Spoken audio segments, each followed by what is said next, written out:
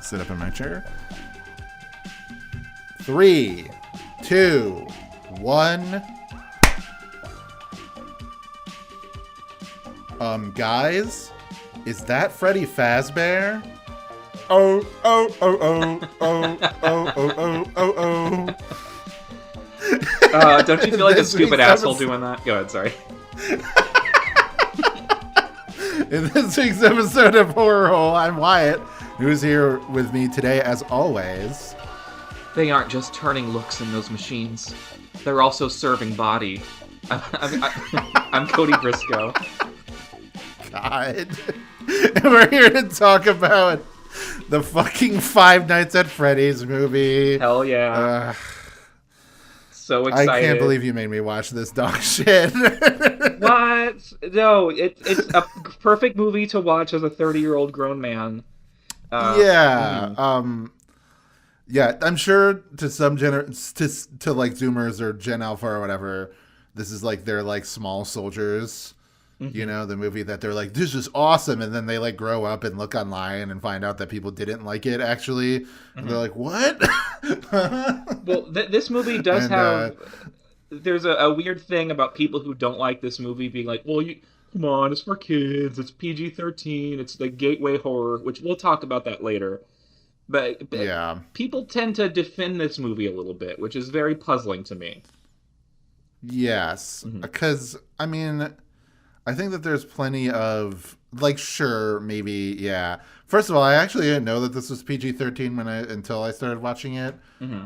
And then, like, there was, like, some violence, and I was like, why aren't they showing it? And then I looked and saw that it was PG-13. I was, like, annoyed that they kept on, like, cutting away. There's a scene, like, very early on when, like, a group of people get murdered by the robots, mm-hmm. And I was like, why are they, like, being all like stylistic and like not showing the maybe my brain is poisoned by Terrifier and I'm just like go for it, mm-hmm. Just do the brutality. Just do it. But yeah, this is PG-13, so I understand, but it's mm-hmm. like I think this Blumhouse needs to get fumigated. Yeah, so maybe I've already kind of made my opinion clear, but how about you? What is your first impression, like, or whatever? I don't know if you've seen this fucking movie before, but this is my third time watching this movie. Jesus. what were the other two times? Well, I did you watch it with Broden and Heather at one point? Yeah, I watched with Broden and Heather, but then the night it came out, I needed to watch it because I had for whatever reason I was like, I want to be able to speak with authority about why this movie is dumb. So I spent like a week watching like Five Nights at Freddy's lore videos because I had to know everything about what was going on. And let me tell you, it didn't help the movie at all. Yeah, I'm gonna ask you some questions because I don't know anything about Five Nights at Freddy's lore. By all means. So the basic premise of Five Nights at Freddy's is that there are robots that are haunted by the ghosts of dead children. Mm-hmm. And the children were kidnapped by a guy who is like either a pedophile or a mad scientist. He's both. And put them into the thing? Like, put their bodies into the suits to dispose of them instead of, like, any other reason or any other way to dispose of a body. He put them inside of animatronic suits. Yeah, so what the movie doesn't... I don't know if they changed it, because this isn't... he's Shaggy from Scooby-Doo. Yeah. He's Stu Macher from Scream, is what you should say. Yeah.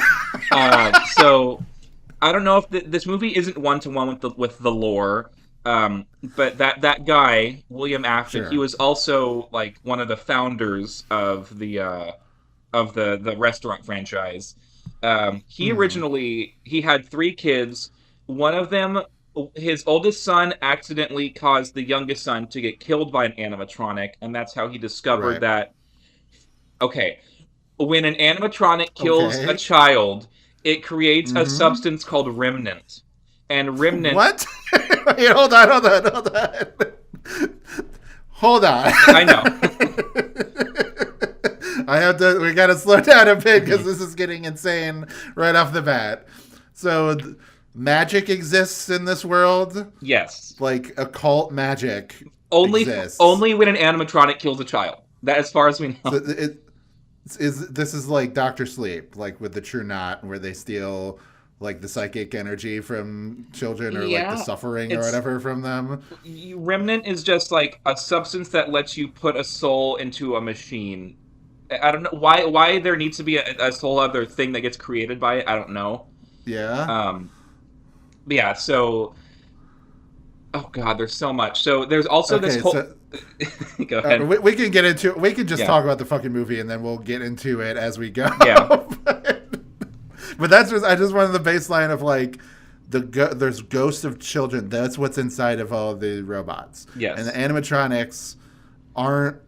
They're like weird evil robots. Sometimes they're evil, sometimes they're not. It depends on what needs to happen for the plot. It's not like a rogue AI thing, which is what I assumed it was. No, it's like vengeful spirits. Yes, or like possessing robots that and it's all based on like Chuck E. Cheese or whatever, you know, like that kind of like Disney parks and whatever. Let me ask you this: do you have history with the game series at all? I played the first one when it came out, but that's it. I didn't like look into any of the lore or anything of it, and I wasn't super interested because I just felt like he kept releasing the same exact game every single. Like he released like 4 games in the course of like 1 year. And I was just like, this is just the same fucking game repeatedly. Yeah. But whenever I would like watch my brother play it, or he would be watching Markiplier or whatever, I was like, how many goddamn robots are there? Like, because there's like the core cast of Freddy and the other ones. Bonnie, Chica and Foxy. That's one. Bonnie, yeah, and Foxy. And like, Golden Freddy. Those 4. And what is Golden Freddy? Is that the thing that... Was that the fursuit that Shaggy was wearing at the end of the movie? Okay, so Golden Freddy is the one that comes to pick up the little sister from the house. Then they get in the taxi together. So that's different from normal Freddy. Yeah, that's not regular Freddy. That's Golden Freddy. They're different. Okay. They're different. Okay. What is the thing that Shaggy was wearing? Because he was like a Kamen Rider villain at the end of the movie where he was like in a suit and like kicking the guy on the ground. That was Spring Bonnie. So it's a yellow version of Bonnie that was like his character that he created. He wore that suit when he did the deeds with the children. That's like the character is not known as Spring Bonnie. It's Spring Trap is the fan term. And that's like the main villain. Even after the dude who wears the suit dies, like his consciousness is still possessing that animatronic suit. Yeah, that seems like literally. I mean, just by the rules of the world that is even established in the movie, I was like, well, that's clearly a sequel hook. Yeah, you know, is that he's just gonna come back as a more fucked up a zombie and robot. Yeah. Okay. God. So let's jump into the movie. All right. Yeah. So let's see. And we're not going to go scene by scene because there's a lot of repetition in this movie. There's a lot of one specific scene that we keep coming back to. But the opening scene has a security guard just trying to escape from the Freddy Fazbear's Pizzeria. And a little birdie told me that security guard originally was supposed to be played by Markiplier. Okay. However, Markiplier asked for a lot more money than they were willing to pay him. And he was like, well, this series wouldn't be half as popular without me. So they were like, fuck you. We're just going to get an actor who's going to work for scale. That's interesting. Yeah, I do wonder... Because I feel like that is a pretentious thing to do and to say. But there is a part of me that's like... He's kind of right. Surely the Five Nights at Freddy's guys have enough money to bankroll...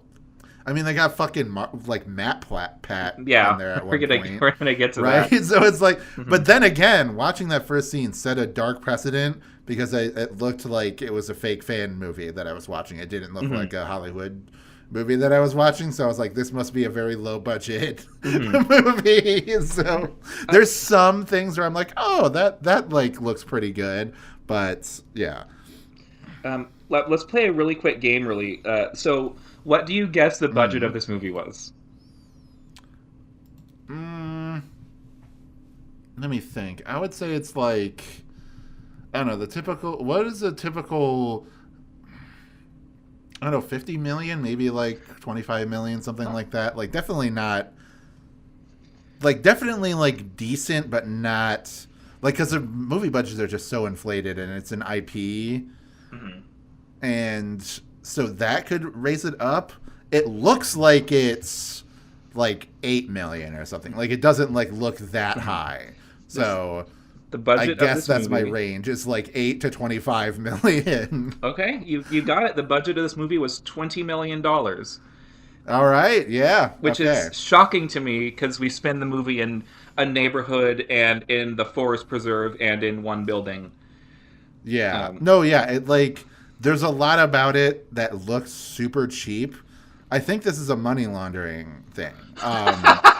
Like it's potentially because the movie seems very cheaply produced, and just from what you said, it seems like they were kind of like conservative with the money that they were paying the actors, and they didn't go. They like went for some pretty.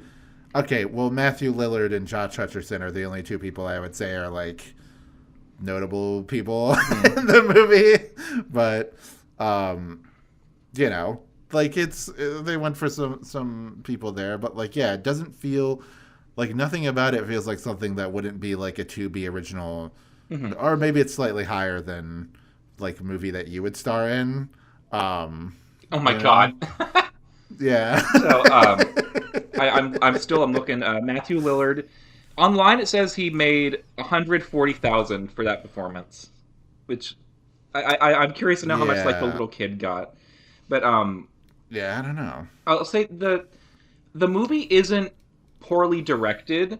However, Mm-hmm. the script is a complete fucking mess. It's a Mm-hmm. complete mess, and I paid attention during the credits because I didn't I know this. agree. I was like, this script is the product of Scott Cawthon and like three or four other people. Um, Yeah. I don't know if you remember this, but they actually announced this movie like years and years ago, and it Yeah, was just I into do. It seemed like it was super, like, way too late to the party when it came out. It came out like 2 years ago, right? yeah. Yeah. What the fuck? Hmm. Like, Five Nights at Freddy's was like 2015 And when that was like a big deal. Like, if this came out in like 2019 or something, I'd be like, okay, mhm. yeah. But But yeah, what the so hell? I don't know. So let's see. So there's the opening scene. Mm, Um, there are some things in this movie I do actually like. I do really like the opening credits, done in like the pixel artwork style, and the song that they play is really really catchy. Um, yeah. we're introduced to Mike Schmidt, uh, Mm, who was the guy that you play as in the first game. okay. However, a little bit of a So lore, he's a lore accurate character. kind of in the game series. Okay. Mike Schmidt is a pseudonym for Michael Afton, William Afton's oldest son, Okay. because he's like Mm, trying to go back to these locations to like learn more about what his dad did and how he can stop it. That's an okay. aspect that gets shifted to another character that we'll touch on later. But yeah, so Yeah, Mike and is. it's yeah, Josh Hutcherson. Mhm. I saw him immediately, and I was like, "How old is this character supposed to be?" Because he looks like I think he's supposed to be in his 20s, and I'm sure Josh Hutcherson is in his 20s, Mhm. but he also looked like a teenager. Yeah. Like he looked like he was like 17. Mhm. Oh, he's in his 30s actually. He was born in Oh. 1992. Hmm. So, yeah, he just has a baby face. So, like, Yeah. when there was his sister, I was like, is that his daughter or his sister? And then there was the stuff where it was like, the timeline of this movie doesn't make any fucking sense. Not yeah. Okay. The past, like all the murders and stuff were happening in the 80s, Uh-huh. and this movie takes place in the 2000s. Yeah. So it's There's 20 years later. When the fuck was the sister born? some. Was it out like? It seems like But she seems like she's like 8 years old. She seems like very young. Yeah. It seems like after. Okay, so Mike has this whole thing where his little brother was taken by someone. I wonder who. Hmm. Um, Yeah, uh, yeah. so at some point after the brother was taken, the parents, I guess, in between their grief, decided to try again and have another child.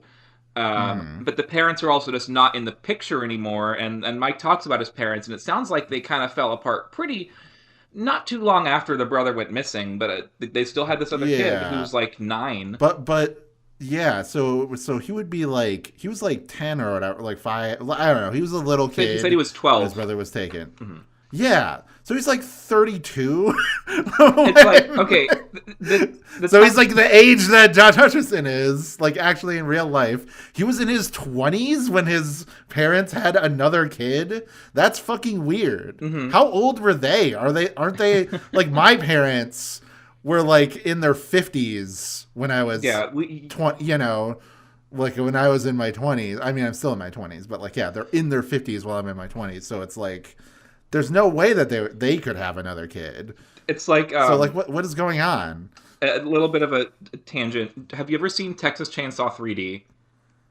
No. Okay, so in that movie, You're probably gonna make me watch it at some point. in that movie, it opens up like immediately after the events of the first Texas Chainsaw, and we see our main character of that movie as a baby. She's there, she's on the farm, and then we jump forward to modern day, and that character is played by beautiful mid-20s Alexandra Daddario. So it either means that Alexandra Daddario is her character is the most beautiful 45-year-old woman of all time.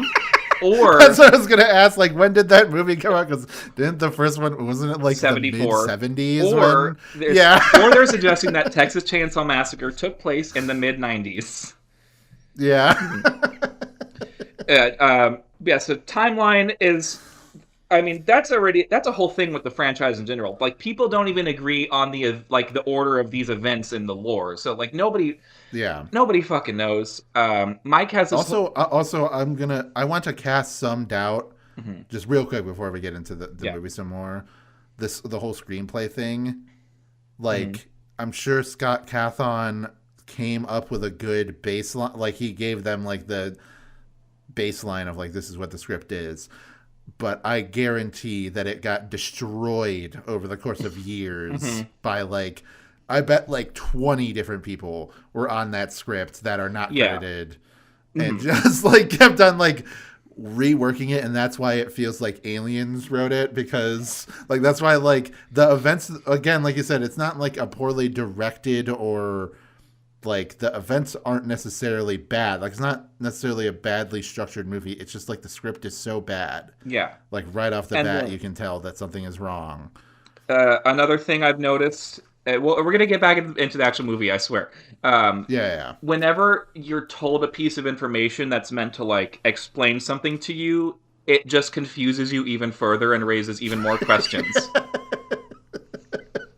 Do you know what I mean? Yes. All right, so Mike is raising his little sister. There's a recurring thing of him like studying dream theory and stuff. And the way he talks about dreams is the most like fucking Reddit lucid dreaming kind of shit. That's like is not how dreams actually work whatsoever. The people that it's like, I've actually done lucid dreaming a couple times. It's like, no, you fucking no. Yeah.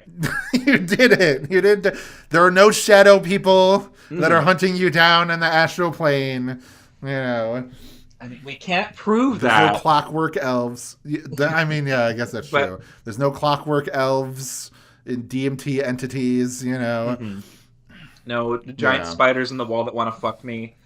That one's real, though. Yeah. That one's actually real. So, yeah. So Mike has trouble holding down a job. He gets fired at his latest job, and he has to go to a job, like a recruitment agency or whatever. That's where we are. Why is the villain there? Yes.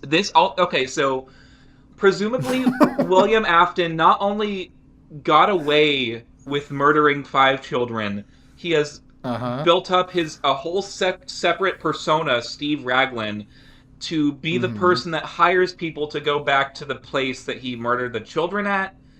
It doesn't make any sense.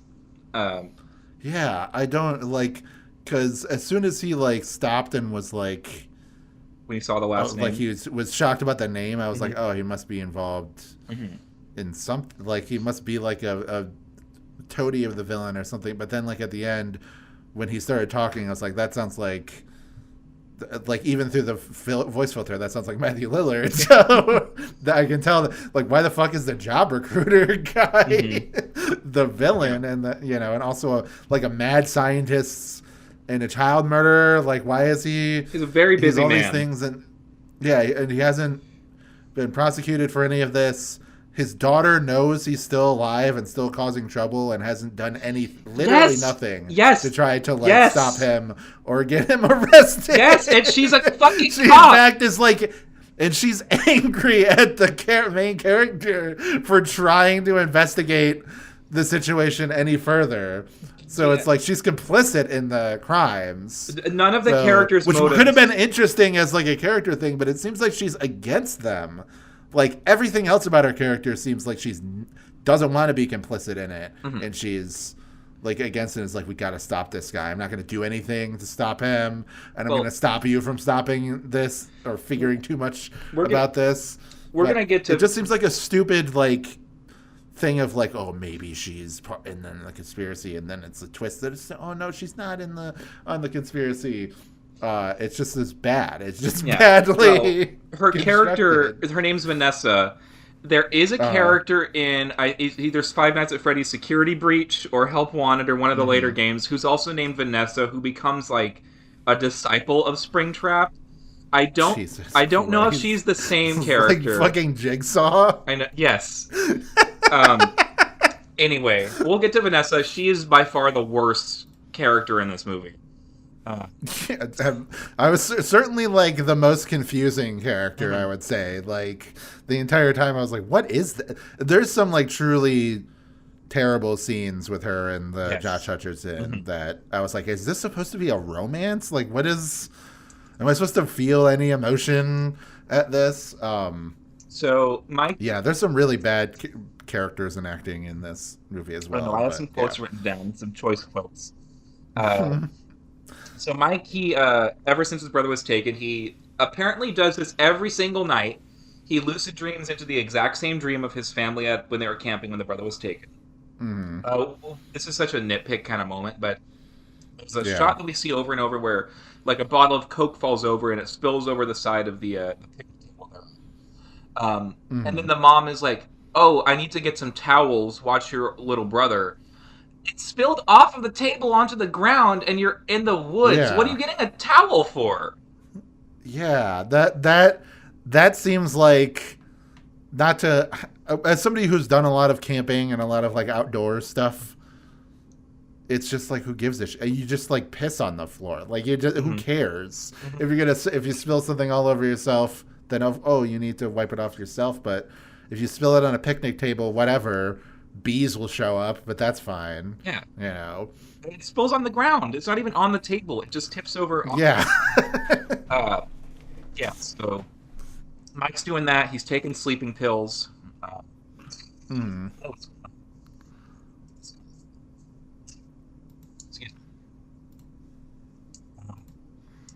Mike and Abby have an aunt named Jane. She shows up with her lawyer, who is the lawyer is hilarious. I don't know what the fuck this actor's choice was, but he sits perfectly rigid, looking straight forward, eyes wide, like he's like mortified in every scene. That we only see him a couple times, but it's fun. Let's see. The aunt is just such a generic. That feels like that character feels like it was written by a 12-year-old. Like that's what the mean aunt that's trying to break up the family or whatever. This is a very like Lilo and Stitch sort of situation. Not to insult that movie. I love Lilo and Stitch. Just the situation of like older sibling has a troubled younger sibling, and they have like a very complicated relationship, but they sort of rely on each other because their parents are gone. But maybe the right thing to do is to give up custody of this child and give it to somebody who's like more capable, and is going and trying to get other jobs. Except for in Lilo and Stitch, she doesn't work at a pizza place and with evil robots. She aliens show up, Yeah. and there's a whole thing about that. I'm realizing it's Mike and Abby. It's kind of the exact same kind of character setup as well, I guess Mike and Jody from Phantasm. Yeah. Um, done much better in Phantasm, I must say. Uh, Yeah, yeah. there's another little bit. There's a lot of really obvious foreshadowing in this movie. Mm-hmm. One moment is Mike is talking to Abby's teacher, and she goes off on this long little spiel about how, like, teachers hold power for children. That's how they can communicate. God. Yeah. Because Abby's whole thing is she Mm-hmm. likes drawing. I was like, okay, that's gonna be important. Um, Mm-hmm. so we get to the first night, and I don't know why I decided to structure my notes as like first night, second night, and little Yeah. chunks. Um, Yeah, yeah. there's a training video that he watches, which is just like a welcome to Freddy's training video. Has nothing to do with his actual job as a security guard. Um, Yeah. This kind of annoyed me because they really put no effort into making this training video authentic towards like looking like it was shot on video. It clearly looks like it was shot on film. Like it just looks like a high quality thing that they put like a shitty VHS filter over and then had some like, whoa, here's some funny effects and graphic design to make it like superficially look like the 80s. But it would have been so much better if the video quality actually resembled that time period. You know how we were talking about last time with Ring, where like the tape is creepy because it's clearly a really shitty quality thing that was like recorded, like a decade or whatever before the movie starts. So, like it's especially because another thing I will commend this movie is they do have a besides what we're talking about. All the rest of the technology in the movie is pretty like period accurate, to, like the early 2000s. mm, Like there's no smartphones. They have like shitty Nokias. The TVs yep, are like little tube TVs or whatever. yep, There's in the training video. There's also like some really artificial like glitching shots that are supposed to be mm-hmm, scary. They're so bad though. I was laughing out yeah. loud. Uh, Yeah, it's. I mean, that stuff, in my opinion, is rarely scary in like any kind of like analog horror thing. yeah. But yeah, definitely like that whole thing. I was just like, ah, come on, what are we doing here? Also, speaking of that, when the sister is watching TV and she's watching cartoons, very conveniently is all public domain cartoons from like the 1930s. Like, isn't that strange I that didn't even that's notice that. the only television that's the only cartoons that she's watching on TV is all in the public domain. they, Got the so rights to Chia Pets though, apparently for some reason. yeah. I Uh, guess because that was like the one thing they're like, oh, remember 2003 Chia Pets? Yeah, I remember seeing a commercial for mhm. that. We gotta get Chia we Pets gotta was get so that in fucking there. awesome, bro. Yeah, that was fucking. Oh, dude, moon shoes. Yeah, let's just talk about things from Mhm. 2004 that you saw. Um, Uh, Mark's Pizzeria. That's from local to me, baby. Uh, let's see. So we get a little as Mike is walking around the building. We get a little glimpse of like the animatronics. The suits look really good. However, mm, I just can't look at them without laughing. I just can't take the character yeah, seriously. they're well made suits, and I believe it was Henson. It was. Yeah, that ended up. I mean, obviously, it wasn't like Frank fucking Oz came in, it was like operating them or whatever. But it's like a Henson company, they make a lot of the suits. They've done suits for things that they didn't create, like TMNT and things like that. But so like they're high quality.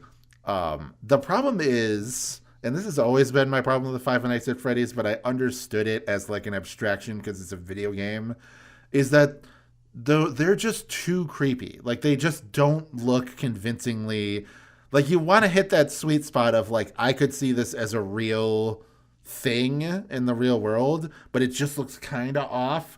Whereas like these look obviously designed to be scary. Why does the chicken have teeth? Mhm. Like little things like that. They just so it's a little bit forced Yeah. on that level. And also, I am not a fan of the fact that their like eyes glow red whenever William Afton is like controlling them or whatever, like whenever he's Whatever the like fuck is happening, using, yeah, when he's using his preternatural like technological or psychic powers, whatever the hell that he has, that he's like controlling them and making them act out. Their like eyes are glowing red, and like that I feel like is a step too far. That's like way too literal. Like that's what makes me feel like this was written by a literal child. Like I'm pretty sure that doesn't happen in the games because I remember like the FNAF fans were like pissed off about that change. I remember that happening when the trailer came out. Yeah, I won't say I'm like pissed off. I just I know you're not pissed off, but like yeah. I'm just saying that like I think that it would have been a little bit more creepy if they were like if it was just the standard, like there wasn't any of that. It was just like you don't know at any point they could attack you. You know, they don't go into kill mode, you know, with the eyes glowing red and everything. It's just like they're always the way that they are, so it keeps you off kilter. Now, I will say, literally no part of this movie made me even a little bit scared.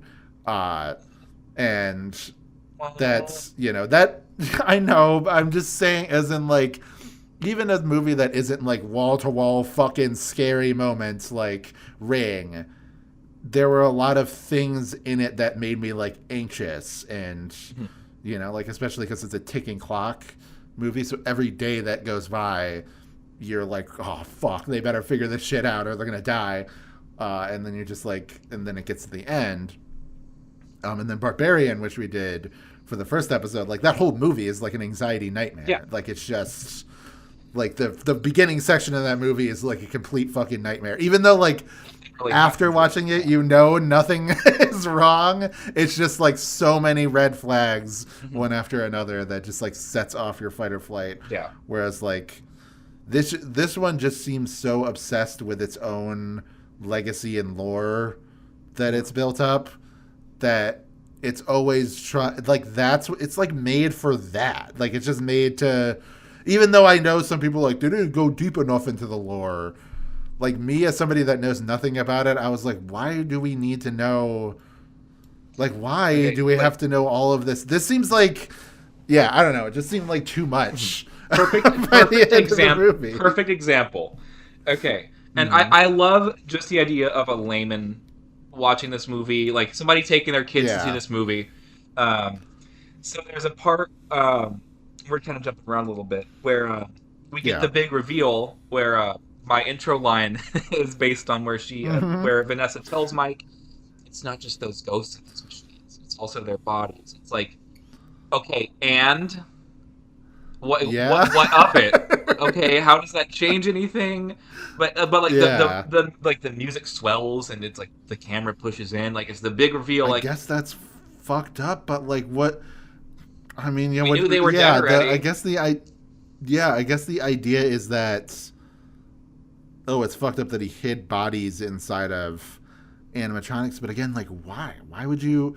It's supposed to be like, oh, it's hiding in plain sight, you know, like a drug front or something like that. But it doesn't impact can't you or change. Smell a rotting corpse? Yes, you inside would. Of a you absolutely would. People like complain like, oh, why do they smell bad? Why are there flies?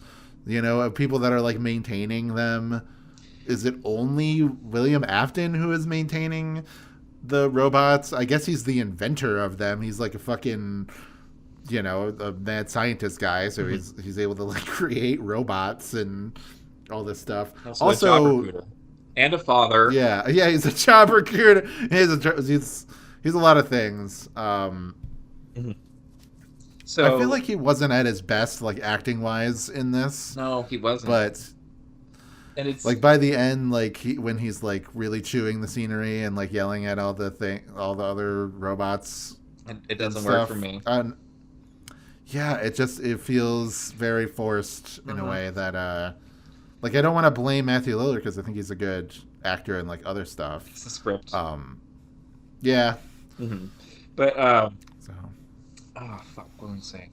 Yeah, we're kind of jumping all over the place, but that's fine. So, again, we didn't want to like go through it like chronologically, scene, just like. So Aunt Jane, meanwhile, she bribes. Mike has a babysitter that's watching the sister when he's working. Mm-hmm. Uh, Apparently, she is already working for the aunt. Yeah. How that situation Mm-hmm. works, we don't know. Their plan doesn't really make any sense, and they kind of try to kind of fix it later on in the script. Uh, the plan to break into Freddy's and trash the place while Mike isn't there, like to get him fired, but Mm-hmm.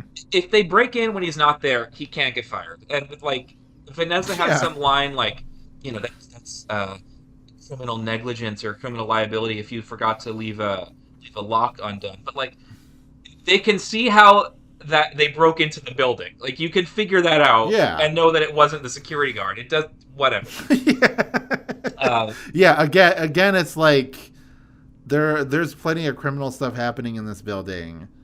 I truly don't understand why the state hasn't cracked down on this building and been like, no, you can't fucking keep this building around. Like it's we're trying just to build a Walmart here. What are you doing?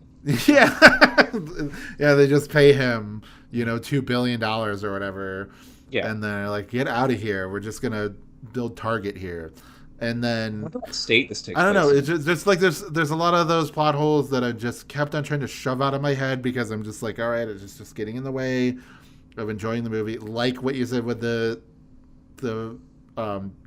babysitter. Like how the fuck, like what is the situation there? Mm-hmm. Did he was he just like, oh man, I could really use a babysitter, and then he accidentally hired somebody who was already like a hired thug by his aunt?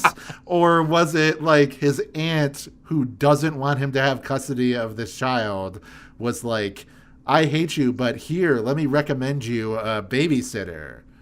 And he's like, okay, sure. Or like, Or was this I don't his know. or is this his friend that the aunt has corrupted after she started Yeah. babysitting already? Yes, exactly. Like, yeah, that it was just like completely unrelated. But then when she caught wind that he had a babysitter, he like went to her, and then like her friend or brother or boyfriend or whatever, like the other guy Yeah. is like he's just a cartoonishly evil, like who cares about I him think she says kind of brother. character. And then yeah, and then all the fucking, the like Patrick Hockstetter and Belch and whatever, like they all get together and Victor go to Chris. the Mhm. yeah, go to the Five Nights at Freddy's. They're like fucking shit up, and they all just like are brutally murdered by all the. And again, we're not gonna investigate like, oh, there's like a 5 missing people that just disappeared in the same exact night. And they all Know each were other. tracked by like traffic cams to the same area, Hmm. and we're not gonna go there and be like, yeah, there's missing people and they like all disappeared here, and there was like all these other like criminal allegations about missing people and this I'm sure that location. I'm sure that I'm sure in the 2000s they could still track cell phones by what towers that they're by, and Yeah, I'm sure they could have. yeah. I guess maybe this is like early 2000s when it's like August 2001. So it's My like God. right before we became right before we became a surveillance state. Jesus fuck. but like if it's like 2003 or something like that, then there's no fucking way that they wouldn't have been able to find that out immediately. So, back to the babysitter. The scene where she's being bribed to trash Freddy's is where we get the Marvel cameo moment of Mm-hmm. Mr. Matt Pat coming in. God, Did you cringe? how do you? I did. I cringed too. He does. I recognized this stupid voice immediately, Mhm. and then He has his I little haven't line. seen too much. I have not seen too much Matt Pat in my life. I've watched a few game theory videos, and he's usually like, unless he's in his lane, like if he's talking about Five Nights at Freddy, I'm sure he's like a fucking ninja, and Yeah. he's able to like With the Rain Man of 100% Five Nights at Freddy's. accurately, yeah.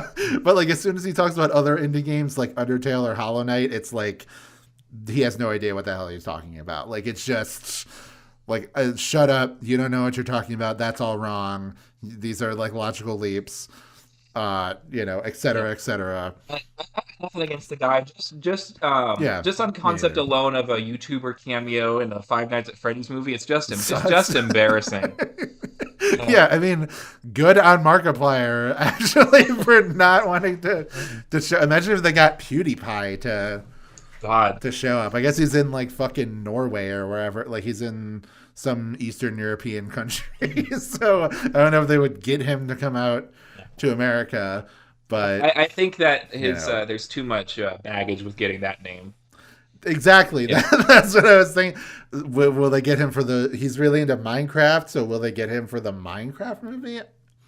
I You don't got know. Jack That's Black. another thing where it's like, why is this happening? Why are we having a? Why is there a fucking Minecraft movie that's happening in 2025? Oh, I played Minecraft when I was in high school, yeah. so and that was like over a decade What ago. year did Gokaiger come out? Do you remember? That was 2011. That was the last time that I played Minecraft. Was Yeah. that year? Let's see. So Mike goes back to the second night. This is when we're introduced to Vanessa, the cop. Mm. Her dialogue is awful. I mean, the whole time. It's Mm. very like when you watch a Yeah. TikTok that makes fun of how female characters are written. Every line she has Uh is huh. like that. She knows everything, but she's cagey and doesn't reveal the information. You don't know if she has a Mm-hmm. crush on Mike. There's the one of the weirdest moments for her, knowing who this character is. Why the Mm-hmm. fuck would she take Mike up to the stage? Like, oh, you haven't met them yet. Prepare to have your mind Mm-hmm. blown and start the show. Yeah. She's like smiling, and then she's like, "Do you want to dance?" Like, no, what the fuck? Who Yeah. are you? Yeah, especially in the context like later in the movie, understanding that it's like, oh yeah, she's the daughter of the person who is a serial killer, and she knows that these are all the like The victims. desecrated corpses of children Yeah, are inside just him. dance with them. These robots. She's like, this is so fun. It comes off purely as, again, it's just like, yeah, this part of the script, this character is written in a way in which we're to assume that she doesn't know anything about the dark truth of what's happening, and that's what's unnerving about it is she's blissfully unaware, but you, the audience, you are aware that Yeah. there's something wrong about these Yeah, robots. we know you, audience. You're 11-year-olds who have spent your ever since you were born have had an iPad with you watching MatPat videos about the game series, Yeah, watching other people play while the you're games but not playing them yourselves. yeah, Mm. your parents don't raise you, and or if they do, they just are like, yeah, let me show you the greatest movie of all time, Star Wars: A New Hope, and you're just like, okay, To, I guess we gotta watch this now. Just to a depressing time to be a child, and consuming media. do you remember the part when Mike is asleep? I mean, that's half the fucking movie. When Hmm. Yeah, yeah, he's in the control room and like the lights start flashing and there's a quick shot of like a mirror and in the dust is written the phrase "It's me." yeah. That's a big reference for the lore heads, but it has no Uh purpose in the huh. movie at all. Yeah, there's a lot of like little things. There's also like other like minor robots that show up. Yeah, there's like a dog one There's we like see in a the background. There's yeah. Circus Baby. There's like a fish or a snake or something that like bites the guy's leg. Yeah, I don't know. There's a very weird scene in the when he's having his like hallucination like dream lucid dreaming where like all the kids are like running at him and like slashing him with their claws like it's The only blood we see in the like whole like movie. it's like Ginga Man or something where they or whatever, Yeah. like Gal Ranger, where they're like running and like clawing at them. It's I'm like, what is this? oh my god! It's they're in the Ginga Man woods. Yeah. Because my thought is I'm reminded of there's a scene like like visually it's almost identical in Doctor Sleep Mm. when Abra is kind of tormenting Rose the Hat in the maze and she like is running from different directions and cutting her with that weird looking knife. Yeah. Uh, yeah, Yeah. This gave me like wannabe uh Stephen King vibes in a fucking way. could never. Yeah, just because, especially like again, we're talking about with like last week, like the psychic kid thing. Always, I guess she's not psychic or whatever. I mean, maybe she talks or communes with the ghost children. So yeah, that's another thing is that they're like, oh yeah, she's mentally ill. She's like blah blah blah, whatever, all this stuff. And she just seems like kind of a normal Yeah, girl she that's likes to just draw. drawing a Yeah. whole bunch. Yeah, Uh, like nothing. Like maybe she is kind of like rude to her brother, but she's whatever. also 9. It's a little kid. Yeah. Yeah, little kid, so it's fine. Yeah, it's weird Um, because like so the 5 ghost kids, we see them. They start showing mhm, up in Mike's dream, and you know what? I didn't even notice this the first 2 times I watched this. It's always like the blonde boy in the front, and then the 4 behind him mhm. in a line, and like their faces kind of fade in and out. I never noticed that. Yeah. That was decent. Okay, that's good. So is it? It's supposed to be like four of them are the normal animatronics, and then the blonde kid is Golden Freddy. Is that the I think so. thing? I Okay. think either that or Golden Yeah. Freddy is going to be revealed to be the Garrett, the little brother in the sequel. Okay. Uh, That's possible. yeah. So, but God they're damn. also. There's this fucking. Is there? Are they making a Yes, sequel I think it's to filming right now. this movie? Oh my god! I just saw how much money this Yeah. movie Oh, made. yeah. This movie was very successful. Made like 10 times its budget back. So yeah, it's definitely they're definitely doing a sequel to this.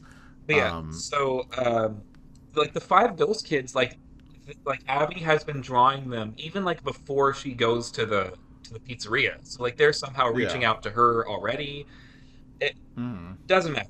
Anyway, uh, let's see, jumping Mm-hmm. around the bite. The break-in happens.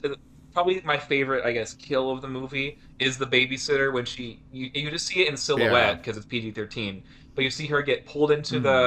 the mouth of I'm sure it's Freddy, and you just see her Yeah. get bit and just her legs fall. Like, it's decent. Yeah. Uh, Yeah, that's why I was like, that's cool. Why didn't we see, why did they like do it in silhouette? And then that's when I looked at the page on YouTube and it said, because I rented it on YouTube. I'm sorry. Uh, I was too lazy to hook up my laptop to the TV.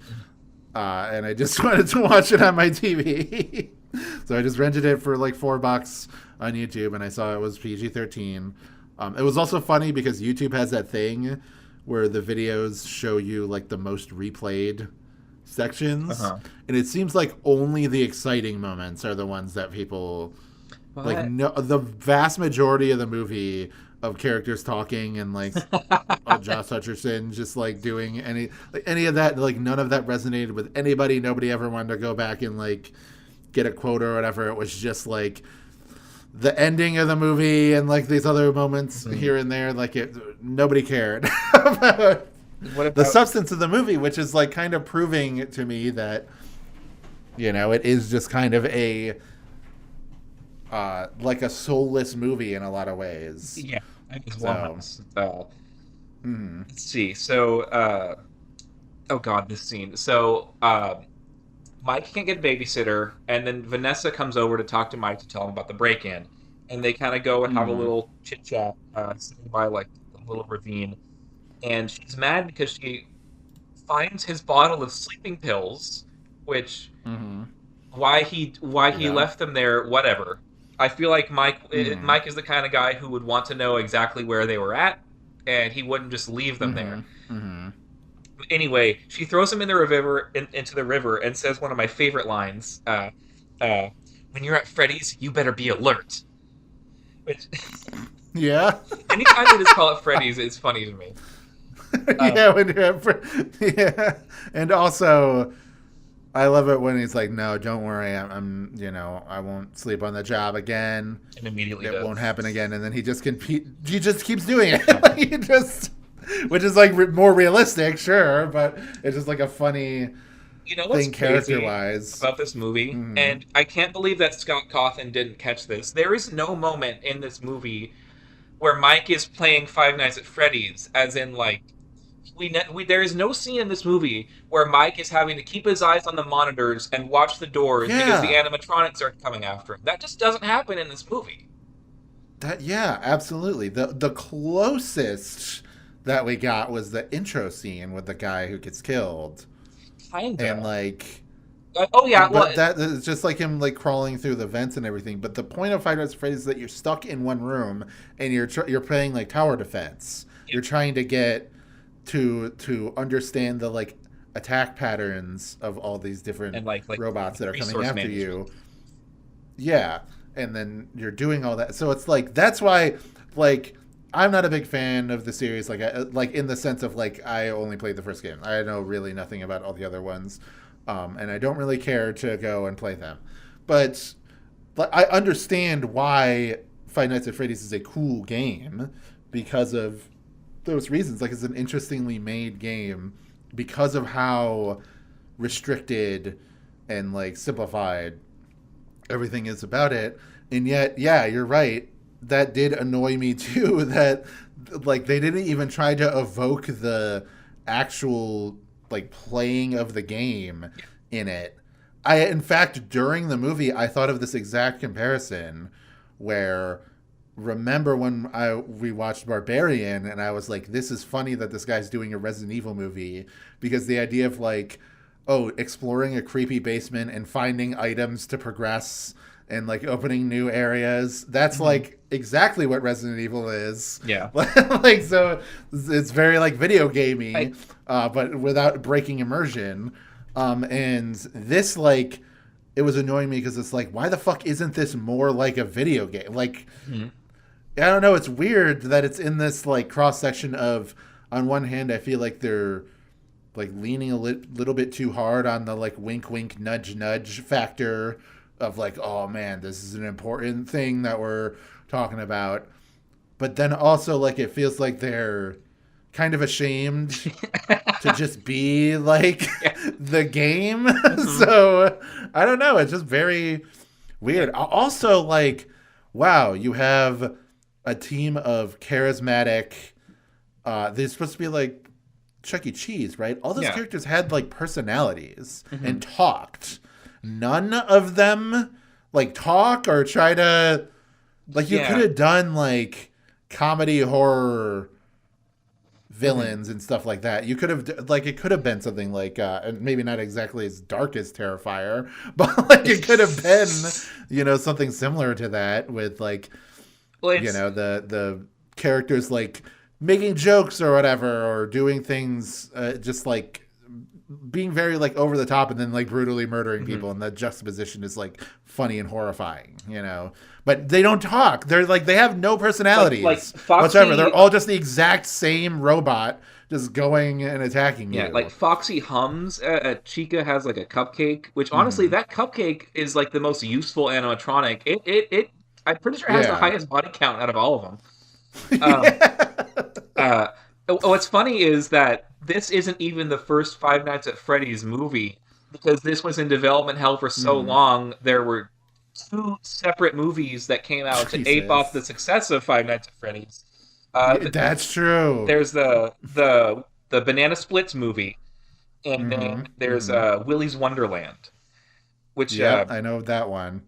very dumb movie, but I had fun with it. I have not seen the Banana Mm-hmm. Splits movie. I wonder if I can't remember if they talk in Willy's Wonderland, but I think they might talk in the Banana Splits movie. I'm pretty sure they do actually. Yeah. Um, I don't know. To me, that just seems like such an obvious thing, especially because like, oh, what's one of the most famous horror movie characters ever? Chucky. Like, you want to talk about like a thing that seems like cute and unassuming, and then is actually like a evil murderer, and then like as this movies go on, it becomes like a little bit more camp. But like at first, I know, I very. know, I know. But yeah, I don't know. That's like a macro complaint though with all of Five Nights at Freddy's in general. I guess like in the recent games they've kind of given the like characters personalities, like because people are like, oh man, I love glam rock Freddy, and things like that. I'm like, okay, Well, Glamrock Freddy's a good guy. That's why people like him. He's a tragic okay, figure. all right, I'm pretty sure he like is like you're in that game. You're playing as a kid who's stuck in like a new high tech pizza place for whatever reason. This mm, business has not gone under throughout all these yeah, scandals. And Glamrock Freddy is like the good one that's like protecting you from all the other evil ones. I've never played any of these yeah, games. I've just watched other people tell me about it. Um, mm, Okay, so see, we're on night 4 now. Um, Hmm.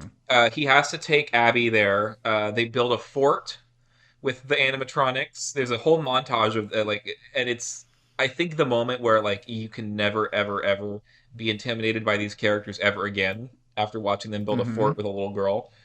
Yeah, that to me, I was like, what is this? What the fuck is this movie? But There's yeah. some more lore stuff. We're told what spring locks are, which they look nothing like how they're supposed to, but they're still I guess the same Hmm. concept. So they're not like giant claws that crunch into your chest Hmm. cavity. They're just meant to like push all the other machinery to the side. Why it has to be Hmm. spring and under tension doesn't make any sense. Um, they could just move Sure. them to the side. But yeah, so it's like Hmm. not the spring locks that kill you. It's just like all the other animatronic parts like going back into place. But Right. in the movie, they look like a cell. Yes, yeah, that's I thought about. I was like, what? Okay, so the robot, they kill you by putting you into a saw Oh yeah, trap? that Like, chair thing too, with the Freddy's face with the saws and that is uh, I don't think that was ever in any games, but it's incredibly stupid either way. yeah. Let's see. Abby gets electrocuted immediately. She like Uh-huh. she like tries to uh, stroke like or strum Bonnie's guitar. Mm. Uh, let's see. Vanessa threatens to shoot him as uh as any cop would. We go back to the Mm. fuck like the whole night 4 and the day after is like pretty dull. Nothing really happens. Mm. Let's see. Mike has the dream again. He makes a bargain with the ghost kids because they want his sister, and Yeah. and what they're offering him in return is you can have this dream where your brother is alive and you don't have to chase after him. Yeah. Like what? That's it's the pain. It's the Ambien that's giving him that, not you, ghost kid. Uh, so let's see. So the aunt has to end up babysitting. Um, Mm. And I don't know if she ends up dying or not because we hear like a thump and we just see her legs laying on the ground after Yeah. Golden Freddy comes for her. I'm assuming I'm gonna assume she's dead. They just didn't show it because of the rating.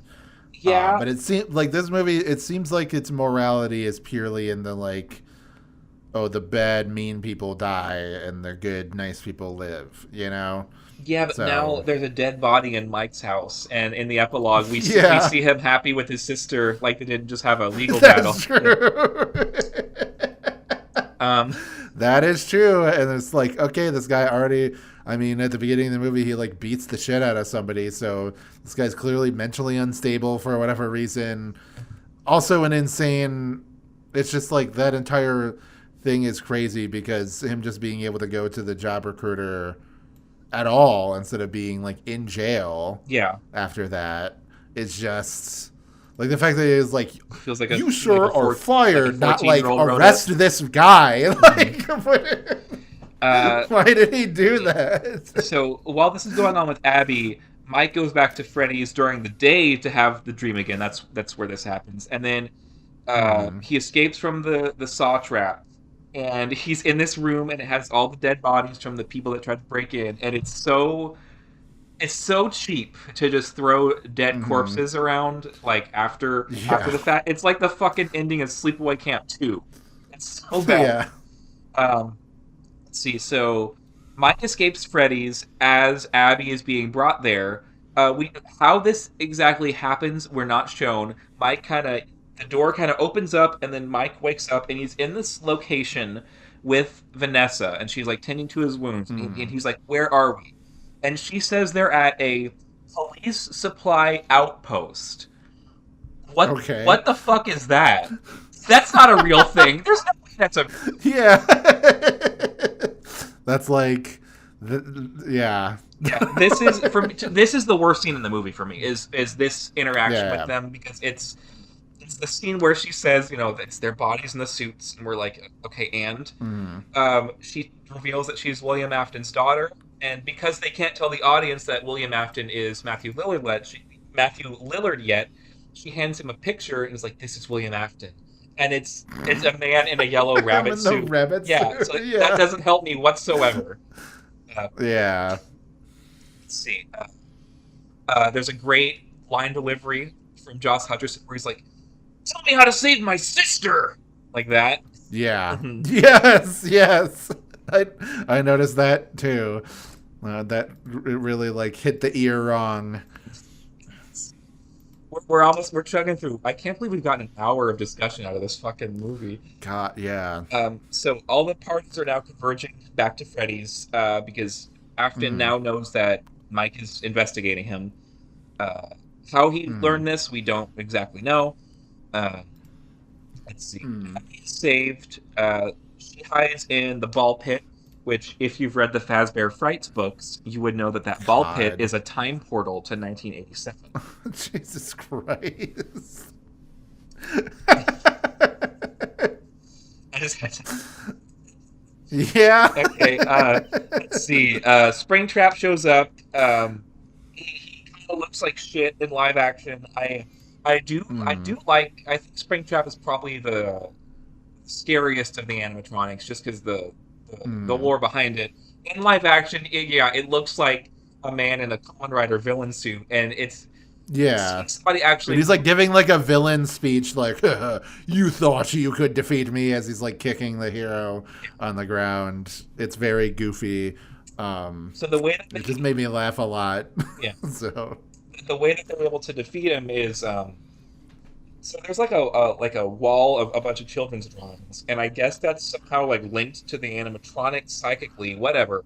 Um, uh huh. there's a big prominent drawing of the yellow rabbit happy with all the five kids. Abby rips it down and replaces it with a drawing that she does of telling them that the yellow rabbit is the one that killed them because they Mm-hmm. didn't remember, didn't know, whatever. And that causes like a power surge. All the animatronics turn on Afton. They don't kill him; they just kind of walk towards him.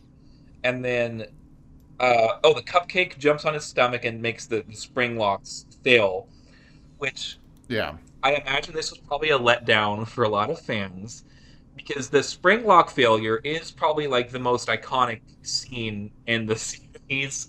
Right. Granted, in the series it's shown as like an 8-bit Atari mini game, but Okay. in a lot of fan art, it's depicted as a lot more gorier than it's in the Mm-hmm. movie. In the movie, it's really kind of limp. Mm-hmm. He says, Yeah. "Always come back," and then he puts the helmet on, which is another. Oh, I know that line from the game. I like this movie now. Okay. That's like his catchphrase, but like, why would you say Right. it the first time we're meeting this character?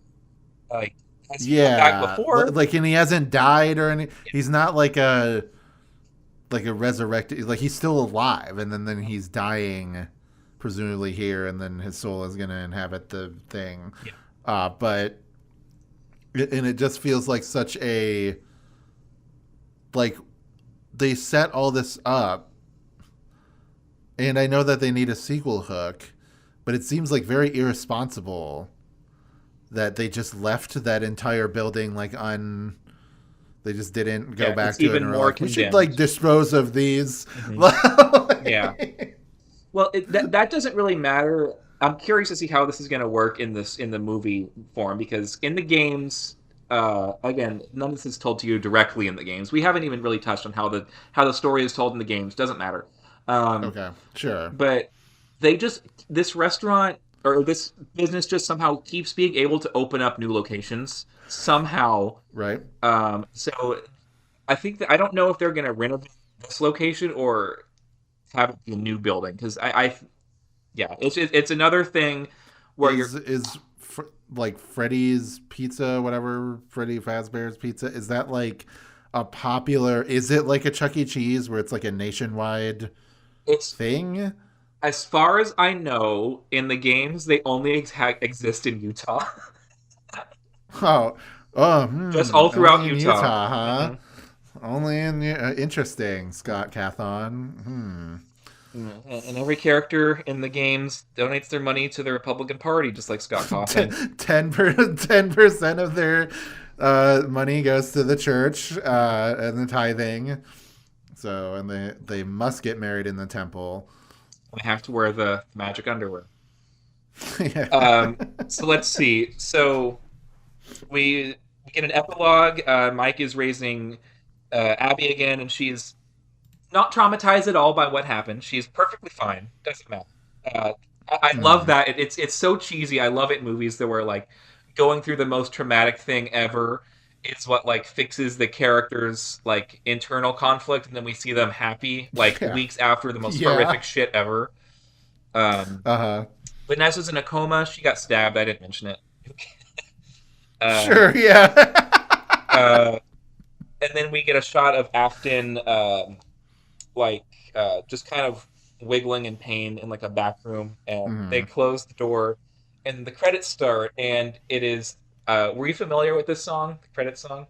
No. Okay, so this is a song, the Five Nights at Freddy's song by the band Living Tombstones. Okay, God. Oh my God. quiet. Imagine if the MLP Friendship is Magic movie ended and the credits started and it was like Doctor Who's Discord. dubstep 20% cooler brony music. It's a YouTube song that was like really famous 10 years ago, and it's like, oh yeah, they got their dues. They're in the official movie now. Yeah, that's really bad. That like, yeah, I mean, Living Tombstone, literally, that was a brony artist that Serious? like then branched out. Yes, I didn't like know that. he did. Do you know the song like Discord? I'm howling at the moon. Yeah, that was about Discord. John Delancey, the character from My Little Pony. Huh. Yeah. Well, that's right. His character was that's named like their Discord. most famous. Yeah, yeah. And remember that shitty documentary that we watched like years ago? I'll never where forget. Where the kid is afraid to tell his dad that he likes My Little Pony because his dad is going to think he's gay. Yeah. Well, I think that's a perfect note to wrap up this discussion of Five Nights at Freddy's. Yeah, I think we're good. And, I think we're going to, I do kind of want to watch some modern stuff. So I think we're going to stay in this realm of like modern horror movies. And I want to visit a director that I've actually never watched any movies of, Ari Aster. We're going to talk about Midsummer. Fuck yeah. So, okay. Great pick. I was between that and Hereditary, but I'm kind of more in a cult mood than I am in a like whatever is going on in Hereditary mood. I do want to get to Hereditary eventually because I have not seen that movie. But like Midsummer just spoke to me as like, yeah, I want to see that. Awesome. So, well, but Cody, I guess tell everybody where they can find you. Well, you are watching this on my channel. Hello, hi. Let's see. You can find me on Twitter. My name on there is Gay Boomhauer. And I've acted in a bunch of movies. You can look at my filmography on IMDb. I'm actually going next week to film a couple pickup scenes for some other projects I'm involved in. In fact, I'm even going to be reprising my role as Ralph from Spider Baby. I have to shave my head again. Yeah. So that's going to be interesting with work. But yeah. And Wyatt, where can we find you? I'll go on over to twitter.com/WazRanger and Blue Sky, WAZP Ranger. It's mostly stream of consciousness stuff. I don't post too much on Twitter anymore just because like it genuinely has become overrun by like the most insane people.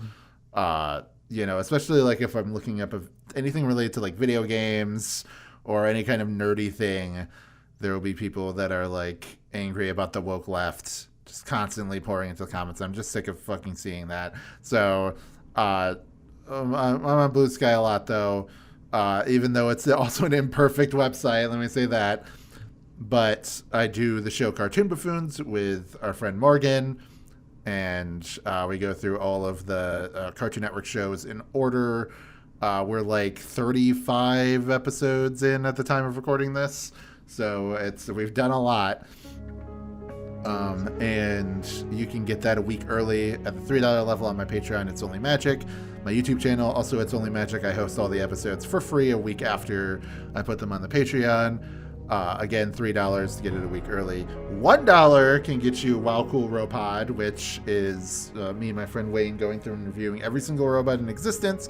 Been on a bit of a hiatus recently, just because they've been very busy and have had, personal things that they're working through.